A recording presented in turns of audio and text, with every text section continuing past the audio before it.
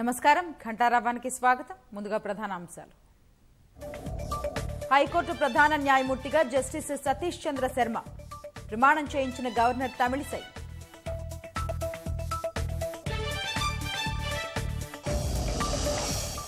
బాటసింగారంలో తాత్కాలికంగా పండ్ల మార్కెట్ దసరా నుంచి కొనుగోళ్లు జరుపుతామన్న మంత్రులు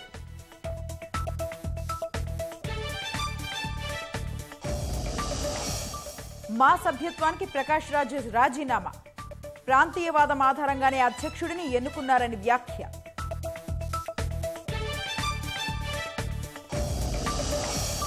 లఖింపూర్ ఖేరీ ఘటనకు నిరసనగా కాంగ్రెస్ మౌన దీక్ష ఇందిరా పార్క్లో నిరసనకు హాజరైన రాష్ట్ర నేతలు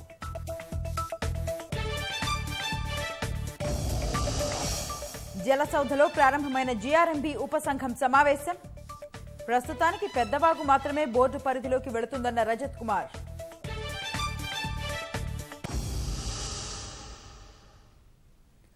తెలంగాణ హైకోర్టు ప్రధాన న్యాయమూర్తిగా జస్టిస్ సతీష్ చంద్ర శర్మ ప్రమాణ స్వీకారం చేశారు. రాజ్ భవన్లో జస్టిస్ సతీష్ చంద్ర శర్మతో గవర్నర్ తమిళిసై ప్రమాణం చేయించారు. ముఖ్యమంత్రి కేసీఆర్, న్యాయమూర్తులు, పీసీసీ అధ్యక్షుడు రేవంత్ రెడ్డి తదితరులు హాజరయ్యారు. హైకోర్టు చీఫ్ జస్టిస్ సతీష్ చంద్ర శర్మ ఇప్పటి వరకు కర్ణాటక హైకోర్టు తాత్కాలిక ప్రధాన న్యాయమూర్తిగా బాధ్యతలు నిర్వర్తిస్తారు. జస్టిస్ సతీష్ చంద్ర శర్మ 1961 నవంబర్ 30న మధ్యప్రదేశ్లోని భోపాల్లో జన్మించారు.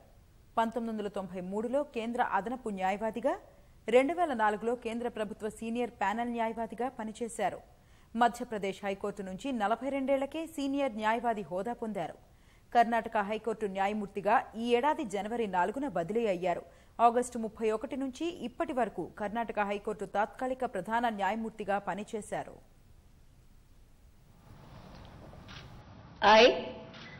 I, Justice Satish Chandra Sharma, having been appointed Chief Justice of High Court for the state of Telangana, do swear in the name of God that I will bear true faith and allegiance to the Constitution of India as by law established, that I will uphold the sovereignty and integrity of India, that I will duly and faithfully and to the best of my ability, knowledge and judgment, perform the duties of my office without fear or favor, affection or ill will, and that I will uphold the Constitution and the laws. Thank you.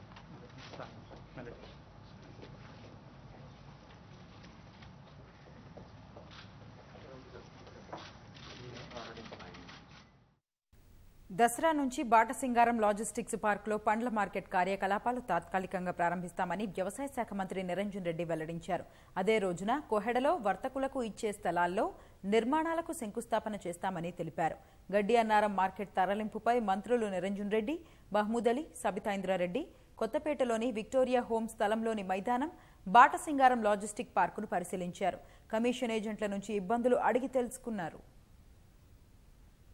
నాడు కోహెడాలోనేమో వర్తకుల కోసం తలపెట్టినటువంటి వాళ్ళ జాగాలు ఏవైతే ఉంటాయో allocation దానికి కొబ్బరికాయ కొడతాము. అదేవిధంగా బాటసింగారంలో రేపు 15 తారీఖు నాడు దసరా పండుగ నాడు, విజయదశమి నాడు వర్తకాలు ప్రారంభించేటువంటి విధంగా ఇక్కడ కూడా కార్యక్రమాలు ప్రారంభిస్తాం. ఇక్కడ కూడా పూజ చేసి స్టార్ట్ చేస్తాం.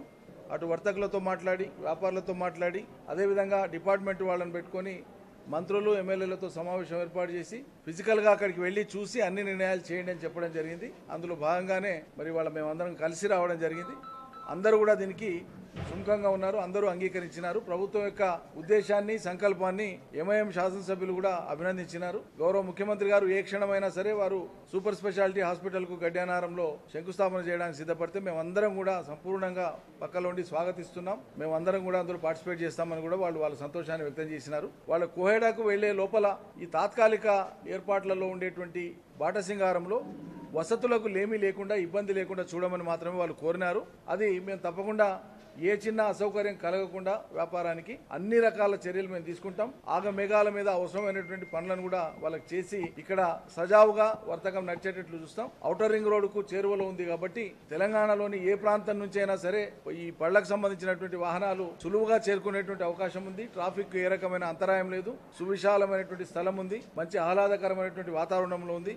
రోడ్లు కూడా చాలా అభివృద్ధి చెంది ఉన్నాయి. కోల్డ్ స్టోరేజ్ ఫెసిలిటీ కూడా ఇప్పటికే ఏర్పాటు అయి ఉన్నది ఇక్కడ. కాబట్టి ఏ రకమైన అసౌకర్యం లేని విధంగా ఈ పళ్ల వ్యాపారులకు సంపూర్ణంగా ప్రభుత్వం సహకరించి సజావుగా వ్యాపారం జరిగేటట్లు ప్రభుత్వం పరంగా మేము అన్ని చర్యలు తీసుకుంటామని చెప్పి నేను మనవి చేస్తున్నా. సహకరించినటువంటి శాసనసభ్యులకి అదేవిధంగా వర్తకులకి నేను ధన్యవాదాలు అర్పిస్తున్నా. ప్రభుత్వం తరఫున 3 మంత్రులు ఇవాళ ఇక్కడ ఉన్నాం. మేము బాధ్యత తీసుకుంటున్నాం. ఎవ్వరికి ఏ రకమైన చిన్న అపోహ ఉండడానికి అవకాశం లేదు. ప్రభుత్వం యొక్క చిత్తశుద్ధిని ఎవరు కూడా శంకించడానికి అవసరం లేదు. ఈ పళ్లు పండించేటువంటి రైతుల యొక్క సౌకర్యం చూడాలి, ఈ వర్తకం చేసేటువంటి వ్యాపారుల యొక్క సౌకర్యాలు చూడాలి. ఈ రెండు మా బాధ్యత కాబట్టి రెండింటిని బ్యాలెన్స్ చేసి ఎవరికి అసౌకర్యం రాకుండా చూస్తాం. ఈ నెల 14 నుంచి కేంద్ర జలశక్తి శాఖ గెజిట్ అమలులోకి రానుందని సాగునీటి పారుదల శాఖ ప్రత్యేక కార్యదర్శి రజత్ కుమార్ వెల్లడించారు. జీఆర్ఎంబీ సమావేశానికి హాజరైన రజత్ కుమార్ రాష్ట్రం అభిప్రాయాలు వివరిస్తామన్నారు. గెజిట్ అమలు వాయిదా వేయాలని ముఖ్యమంత్రి కేంద్ర జలశక్తి శాఖ మంత్రికి ఇప్పటికే విజ్ఞప్తి చేశారని తెలిపారు. గోదావరిపై ఉన్న పెద్దవాగు బోర్డు పరిధిలోకి వెళుతుందని ప్రయోగాత్మకంగా పరిశీలన చేస్తారని రజత్ కుమార్ చెప్పారు. పెద్దవాగు పరిధిలో తెలంగాణకు 2,000 ఎకరాల ఆయకట్టు ఉందని, ఆంధ్రప్రదేశ్కు 13,000 ఎకరాల ఆయకట్టు ఉందని వివరించారు. మిగతా ప్రాజెక్టులు బోర్డు పరిధిలోకి తీసుకురావడం ఇప్పట్లో కుదరదన్నారు. ప్రాజెక్టులకు సంబంధించి అనేక సమస్యలున్నాయన్న రజత్ కుమార్ ప్రస్తుతం పెద్దవాగు మాత్రమే బోర్డు పరిధిలోకి వెళుతుందని స్పష్టం చేశారు. అజెండాలో ఈ రోజు అంటే వాళ్ళు ప్రపోజ్ చేస్తున్నారు, ఒక ట్రయల్ బేసిస్ మీద పెద్దవాగుకి మెయింటెనెన్స్ టేక్ ఓవర్ చేస్తారు. పెద్దవాగు అయితే ఒక ప్రాజెక్టు మీడియం ఇరిగేషన్ ప్రాజెక్ట్ ఉంది అశ్వరావుపేట పక్కనే. ఒక small portion of the ayacut ఆంధ్రాలో అంటే తెలంగాణలో ఉంది. లార్జర్ మేజర్ పోర్షన్ అయితే ఆంధ్రాలో ఉంది.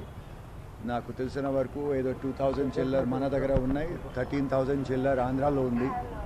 సో దానికి టేక్ ఓవర్కి ప్రపోజ్ చేస్తున్నారు. ప్రస్తుతం జీఆర్ఎంబీ అజెండాలో పెద్ద బాగు టేక్ ఓవర్ గురించి రాశారు అనుకుంటున్నాం. దానికంటే ఎక్కువ ఇవాళ ప్రపోజల్స్ రావు. ఏపీ మాత్రం శ్రీరామ్ సాగర్, మిట్మానేరు, కాళేశ్వరం ఇవన్నీ కూడా కావాలని అడుగుతున్నారు. అంతా ఒకేసారి అంటే first of all whether there is an requirement అవి అన్నీ టేకప్ చేయడానికి అవి అన్నీ అంటే మన క్లియర్ హైడ్రాలజీ ద్వారా మన స్టేట్కి అంటే లోపల మన బేసిన్లో మన అలొకేషన్లో ఉన్న ప్రాజెక్ట్స్కి టేక్ ఓవర్ చేయడానికి అవసరం ఏముంది అది నాకు ఇప్పటి వరకు అర్థం కాలేదు. తర్వాత తెలంగాణ సైడ్ నుండి మేము సెంట్రల్ గవర్నమెంట్కి 2-3 టైమ్స్ గౌరవనీయులు ముఖ్యమంత్రి గారు కూడా పర్సనల్గా కలిసి కూడా చెప్తున్నారు అన్ని ఇష్యూస్ ఇంకా వర్కౌట్ కాలేదు. అందుకనే బహుశా it will be better to defer the implementation of the notification by a few more months at least till all the issues are resolved, all the aspects are బాగా కన్సిడర్ అయితే అయిన తర్వాత మనం take over చేస్తే బాగుంటుంది. Anyway today let us see what is discussed in the GRMB meeting. Movie artist association ప్రాథమిక సభ్యత్వానికి నటుడు ప్రకాష్ రాజ్ రాజీనామా చేశారు. మా ఎన్నికలు సజావుగా జరిగాయన్న ఆయన గెలిచిన ప్రతి ఒక్కరికి అభినందనలు తెలిపారు. ప్రాంతీయ జాతీయవాదం మధ్య ఎన్నిక జరిగిందని చెప్పారు. తెలుగు బిడ్డను మా అధ్యక్షుడిగా ఎన్నుకోవడాన్ని స్వీకరిస్తున్నట్టు ప్రకటించిన ప్రకాష్ రాజ్ మేనిఫెస్టోలో ఇచ్చిన హామీలను విష్ణు నెరవేర్చాలని సూచించారు. మా అసోసియేషన్లో రాజకీయాలొచ్చాయని, అలాంటి వాతావరణంలో తాను ఉండలేనని స్పష్టం చేశారు. తెలుగోడిని కాదు, ప్రాంతీయత, జాతీయవాదం ఇవన్నిటి నేపథ్యంలో జరిగింది. బైలాస్ మార్చాలి, తెలుగోడు కానివాడు ఓటేయొచ్చు బట్ నిలబడకూడదు అనే నినాదం స్టార్ట్ చేశారు. మీరు వచ్చిన తర్వాత ఆ బైలాస్ను మార్చుతానని కూడా చెప్పారు. ఏం చేయను, నా తల్లిదండ్రులు తెలుగోళ్ళు కాదు, అది నా తప్పు కాదు, వాళ్ళ తప్పు కూడా కాదు. ఒక అసోసియేషన్కి ఒక నాయకత్వం వహించిన మీకు తెలుగోళ్ళు మాత్రమే ఉండాలన్నారు. దాన్ని మెంబర్స్ అనుమోదించారు, వాళ్ళు ఎన్నుకున్నారు. ఒక తెలుగు బిడ్డని, ఒక తెలుగోడిని, ఒక మంచు బిడ్డని. మంచిదే, దాన్ని నేను స్వీకరించాలి. కానీ ఒక కళాకారుడిగా నాకంటూ ఒక ఆత్మగౌరవం ఉంటుంది. అందువలన మంచు గారు మా సదస్యత్వానికి నేను రాజీనామా ఇస్తున్నా. ఇది నాకు ప్రేక్షకులకు ఉన్న బంధం, సినిమాలు చేస్తూ ఉంటా, నాకు దర్శకులకు ఉన్న బంధం, నాకు రచయితలకు ఉన్న బంధం, నాకు నిర్మాతలకు ఉన్న బంధం కొనసాగుతుంది. బట్ వచ్చే రోజుల్లో నువ్వు అతిథిగానే ఉండాలి అంటే ఆ అసోసియేషన్కి నేను మెంబర్గా ఉండకూడదు. ఎందుకంటే అది కదా ఇవాళ నువ్వు ఉండకూడదని చెప్పినందుకు. దీన్ని నేను ఏదో నొప్పితో కాదు, దాన్ని స్వాగతిస్తా. పెద్ద పెద్ద నటులైన మోహన్ బాబు గారు కానీ చాలా సీనియర్స్ కానీ కోట శ్రీనివాసరావు గారిని చాలా గౌరవిస్తాను. ఆయన్ని చలపతిరావు తనయుడు రవికుమార్ నా తోటి కళాకారుడు. మీరందరూ ఓపెన్ గా చెప్పారు, అతిథిగా వస్తే అతిథిగా ఉండాలి. అతిథిగానే ఉంటా. మీరు అనుకున్నది జరిగింది. జాతీయవాదం వచ్చింది. ఇవాళ బీజేపీ నేత బండి సంజయ్ లాంటి వాళ్ళు కూడా ట్వీట్ చేస్తూ జాతీయవాదాన్ని నిలబెట్టినందుకు వాళ్ళకి కంగ్రాచులేషన్స్ చెప్పారు. ఎలా ఓడిపోయాము, ఎలా గెలిచాము అనేది ముఖ్యం కాదు. ఎలక్షన్ గా జరిగింది, వాళ్ళు గెలిచారు. So I congratulate on that. 25 ఏళ్ల అనుబంధం, 21 ఏళ్ళు అయింది నేను మా మెంబర్ అయ్యి. It's okay, life is beautiful. Nagababu గారు ఒక ఓటు వల్ల నేను గెలవలేదు కదా. ఇది నాగబాబు గారిని ఓడించడం కాదు కదా, ఇది సడన్ డిసిషన్ కాదు కదా, విశ్లేషించావు కదా. ఎన్నుకున్న ఒక వర్డిక్ట్ ని మనం గౌరవించాలి. ఆ తర్వాత అక్కడ నేను ఉండకూడదు కదా. యుద్ధభూమి ఏంటంటే కురుక్షేత్రం కాదు అది. నా అభిప్రాయం మారదు, నటిస్తుంటాను. తోటి కళాకారులు ఏదైనా కావాలంటే ఇస్తూ ఉంటాను, వాళ్ళతో కలిసి పని చేస్తాను. పని చేయనని చెప్పలేదు కదా.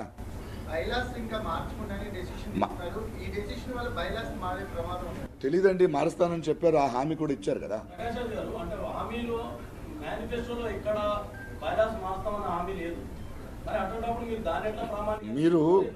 మీరు చెప్పిన మాటలను అర్థం చేసుకుంటారు. దాని మధ్యలో ఉన్న మౌనాన్ని కూడా నేను అర్థం చేసుకోగలను. హైదరాబాద్ ఎర్రగడ్డ మెట్రో స్టేషన్ వద్ద జరిగిన ప్రమాదంలో 2 వ్యక్తులు మృతి చెందారు. అర్ధరాత్రి సమయంలో 2 వ్యక్తులు మూసాపేట నుంచి ఎర్రగడ్డ రోడ్డులో ద్విచక్ర వాహనంపై వెళుతున్న సమయంలో ఇటుక లారీ ఢీకొట్టడంతో ప్రమాదం జరిగింది. ఈ ప్రమాదంలో 2 అక్కడికక్కడే చనిపోయారు. మృతులు త్రిపుర రాష్ట్రానికి చెందిన వారిగా పోలీసులు గుర్తించారు. కేసు నమోదు చేసిన పోలీసులు పోస్టుమార్టం నిమిత్తం మృతదేహాన్ని గాంధీ ఆసుపత్రికి తరలించారు. ప్రైవేటుకు ధీటుగా ప్రభుత్వాసుపత్రులు సేవలందిస్తున్నాయి. ఇప్పటికే మహిళా శిశు సంక్షేమంపై దృష్టి సారించిన సర్కారు ఇందుకు అనుగుణంగా సౌకర్యాలు కల్పిస్తోంది. వాటిని ఉపయోగించుకుని ఆర్మూరు ఆసుపత్రి ప్రసవాల్లో ప్రత్యేక గుర్తింపు సాధించింది.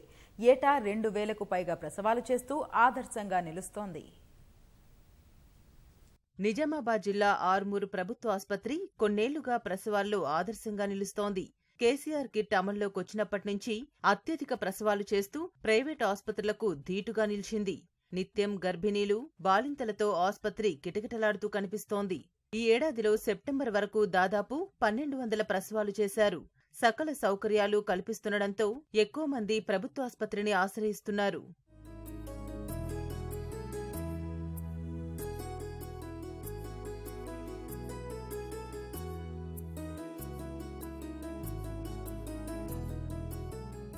కోవిడ్ విపత్కర పరిస్థితితో పాటు శాశ్వత మత్తు వైద్యుడు లేక కొన్ని నెలలుగా ప్రసవాలు తక్కువగా నమోదయ్యాయి.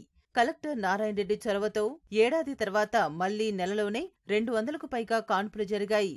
కరోనా రోగుల కోసం ప్రత్యేకంగా 100 పడకలు ఏర్పాటు చేయడంతో ప్రసూతి వార్డును మరో చోటికి మార్చారు.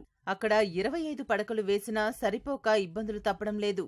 ప్రస్తుతం గైనిక్ వార్డును నూతన భవనంలోకి మార్చడంతో ఇక్కట్లు తొలగాయి. ఇక్కడ ఏమీ లేకుండా మంచిగానైతే ఉంది. ప్రైవేట్ అన్న అంతే అనిపిస్తుంది, ఇక్కడ గవర్నమెంట్ అన్న అంతే అనిపిస్తుంది. ఇది సేఫ్టీగా ఉంది. నార్మల్ కేఎస్ఆర్ కిట్ వచ్చింది, మా చిన్న పాపకు డబ్బులు వచ్చినాయి, అన్నీ వచ్చినాయి. ఏది లోటు లేకుండా మాకైతే జరిగింది. ఏ దానికన్నా ప్రాబ్లం అయితే జరగలేదు. గవర్నమెంట్ అయితే మంచిగా అయితే చూసుకుంటుంది. ఇంతకుముందు ప్రైవేట్కి వెళ్ళినాం కానీ అప్పుడు అంతగానము మంచి అనిపించలేదు. బాగా డబ్బులు ఖర్చు అవుతుండే మాకు. ఇక ఇప్పుడు కొద్దిగా మంచిగా అనిపిట్లా, ఇక్కడ గవర్నమెంట్లో మంచిగా చూస్తుండ్రంటని, ఇక అన్ని రకాల మంచి పద్ధతులు ఉన్నాయంటని ఇక్కడికి వచ్చినాము. ఇక్కడికి వస్తే అన్నీ మంచిగానే ఉన్నాయి. అసలు 70-80 వేల దాకా వచ్చింది ఖర్చు ప్రైవేట్లో. ఇప్పుడు ఇక్కడికి వచ్చినాక ఏ ఖర్చు లేదు అసలు. ఇక ప్రైవేటు నుంచి రోగులు ప్రభుత్వాసుపత్రికి వస్తుండటంతో పూర్వ వైభవం కనిపిస్తోంది. ప్రైవేటుకు ధీటుగా సేవలందిస్తుండటంతో సంతోషంగా ఉందని రోగులు సంతృప్తి వ్యక్తం చేస్తున్నారు. పట్టించుకున్నారు, మంచిగా చూసారు, చేసారు, సూలు ఇచ్చారు, నొప్పులు వచ్చేసినాయి. బాబు పుట్టేసిండు, నార్మల్ పుట్టేసి. అక్కడ 50,000 అయినా సరే ఇక్కడ పైసలు బాగా ఏం కాలేవు. అన్నం అన్ని పెడుతుండ్రు, పిల్లలకు మంచిగా చేస్తుండ్రు. ఆర్మూరు ఆసుపత్రిని వైద్య విధాన పరిషత్ ఆధీనంలోకి తీసుకొస్తూ ఇటీవలే ప్రభుత్వం ఉత్తర్వులు జారీ చేసింది. అందుకు అనుగుణంగా వైద్యులు, సిబ్బందిని నియమించాల్సి ఉంది. 2 మత్తు వైద్యుల్ని కేటాయిస్తే శాశ్వత పరిష్కారం లభిస్తుందని సూపరింటెండెంట్ నాగరాజు తెలిపారు. వసతులు, సౌకర్యాలను సద్వినియోగం చేసుకుంటూ పేదలకు సేవలందిస్తున్నామని వెల్లడించారు. డైలీ మనకు 150 నుంచి 200 వరకు గైనకాలజీ ఓపీ ఉంటుంది. అలాగే రోజు మినిమం 10 ఆపరేషన్లను చేయగలుగుతాం. ఇక్కడ సాధారణ ప్రసవాలు కూడా రోజు ఒక 2-3 అనేవి జరుగుతాయి. సంవత్సరానికి 2000 నుంచి 3000 వరకు ఇక్కడ ప్రసవాలు జరుగుతాయి. అలాగే మనకి ఇప్పటి వరకు 1200 పైచీలకు ప్రసవాలు జరిగినాయి. పేషెంట్ ఏ కండిషన్లో వచ్చినా కానీ కూడా, ఎంత క్లిష్ట పరిస్థితి వచ్చినా కానీ కూడా మేము ఎమర్జెన్సీ సెక్షన్ చేయడానికి మా సిబ్బంది నిరంతరము కృషి చేస్తున్నారు. ఆర్మూర్ దవాఖానాకు మరిన్ని సదుపాయాలు కల్పించడంతో పాటు సిబ్బంది కొరత తీరిస్తే పేదలకు మరింత సేవలందించే అవకాశముందన్న అభిప్రాయం వ్యక్తమవుతోంది. తిరుమలలో శ్రీవారి బ్రహ్మోత్సవాలు వైభవంగా సాగుతున్నాయి. స్వామివారు మోహిని అవతారంలో దర్శనమిచ్చారు. శ్రీవారి ఆలయంలోని కళ్యాణోత్సవ మండపంలో వాహన సేవను నిర్వహించారు. శ్రీ మలయప్ప స్వామివారు మోహిని రూపంలో శృంగార రసాధి దేవతగా సర్వాలంకార భూషితుడై దంతపు పల్లకిలో దర్శనమివ్వగా, మరో తిరుచ్చిపై శ్రీకృష్ణ స్వామివారు అభయమిచ్చారు. పండితుల వేద మంత్రోచ్చరణలు, మంగళ వాయిద్యాల నడుమ అర్చకులు స్వామివారికి కర్పూర పూర్ణకుంభ హారతులు సమర్పించారు. అనంతరం రంగనాయకుల మండపంలో ఆస్థానాలను శాస్త్రోక్తంగా నిర్వహించారు. ఉత్సవాల్లో ప్రధాన వాహన సేవైన గరుడ సేవను ఈ రోజు రాత్రి 7 గంటల నుంచి నిర్వహించనున్నారు. సాయంత్రం రాష్ట్ర ప్రభుత్వం తరపున స్వామివారికి సీఎం పట్టు వస్త్రాలను సమర్పించి గరుడ సేవలో పాల్గొంటారు. వేంచేసి ఉన్నటువంటి మలయప్ప అలా కదిలించడానికి భగవంతుడి కన్నులిచ్చాడు. జిహ్వే కీర్తయ కేశవం మురరిపం 8వ స్కందంలో విశేషంగా ఈ మోహిని అవతార వృత్తాంతాన్ని తెలియజేస్తూ పరీక్షిన్ మహారాజు ఈ వృత్తాంతాన్ని అంతటినీ కూడా మహారాజుకి శుకమహర్షి తెలియజేస్తూ వాళ్ళు ఎలా ఉన్నారంటే దస్యుధర్మాణ అని అక్కడ వ్యాస భగవాను చెప్తున్నారు. దస్యుధర్మాణ అంటే దోపిడీ దొంగల వలె చేతిలో ఉన్నటువంటి అమృత కలశాన్ని మరి ఒకరు అక్కడ లాక్కుంటూ ఉన్నారు. ఆహా, ఎంత చక్కటి సౌందర్యం అక్కడ! ఎంత